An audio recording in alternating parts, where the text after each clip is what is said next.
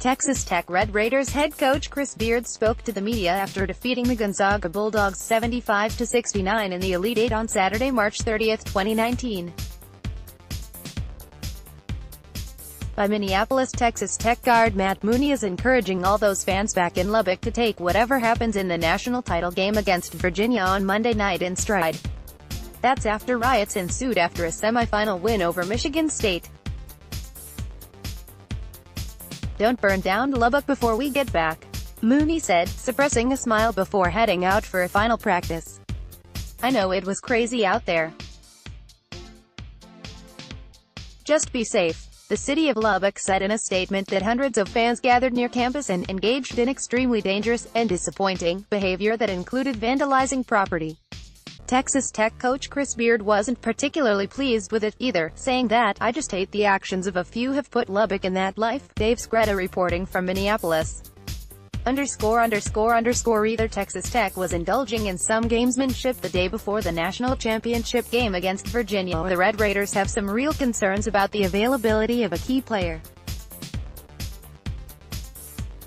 Coach Chris Beard declined to give an update on the status of forward Tarek Owens, who rolled an ankle during the victory against Michigan State in the Final Four. Owens left the game in the second half, but did return to play some more. Owens said after the game a new tape job allowed him to go back in and that he would be fine for the championship game against Virginia on Monday. John's transfer, who led the team in blocked shots at 2.5 per game, was not made available to the media with the rest of the team on Sunday. So for now, his status is TBD. Ty Jerome knows he double-dribbled in the closing seconds of Virginia's stunning Final Four victory against Auburn, even though the officials did not call it. The Cavaliers' junior guard also said he was fouled by Auburn's Bryce Brown as he was trying to retrieve the ball on that heavily scrutinized sequence. "I knew they weren't going all double dribble after they let that one go," Jerome told reporters. "It's hard to be a ref. They miss a lot.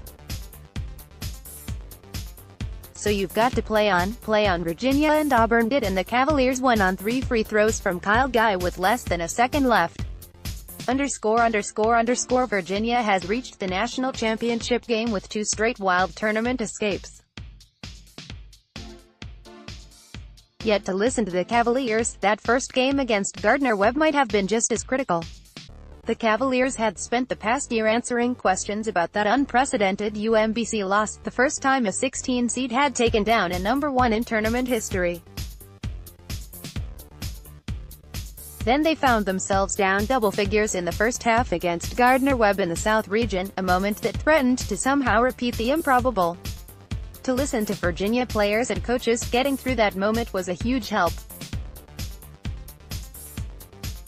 Center Jack Salt said the win definitely took some pressure off our shoulders and helped with confidence.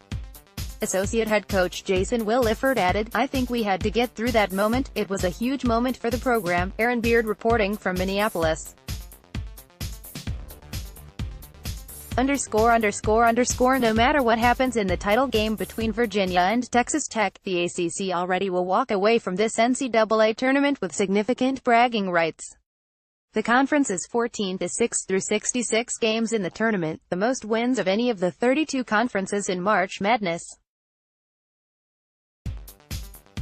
Virginia winning the title would give the ACC at least 2 more wins than any other league. The Big Ten is 13-8 after Michigan State lost to Texas Tech on Saturday night. The Red Raiders with 5 wins are carrying the Big 12 at 8-5, with a chance for 1 more victory. The SEC finished the tournament 12-7. Of course, the Big Ten won the conference battle this year in another important respect: the money. The league has earned at least $35.5 million with its showing this year, based on the payout system the NCAA uses to distribute money from the massive television deal for March Madness.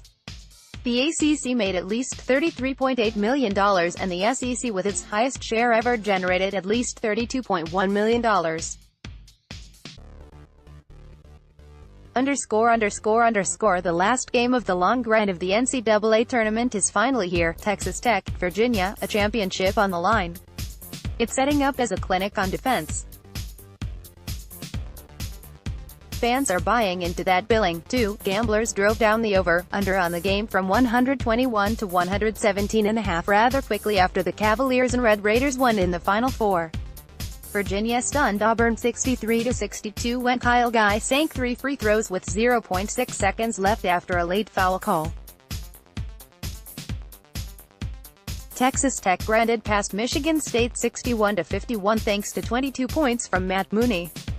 The teams have another round of practice on Sunday before the game on Monday night. Players and coaches are also meeting with reporters for the last time before the confetti falls in Minneapolis.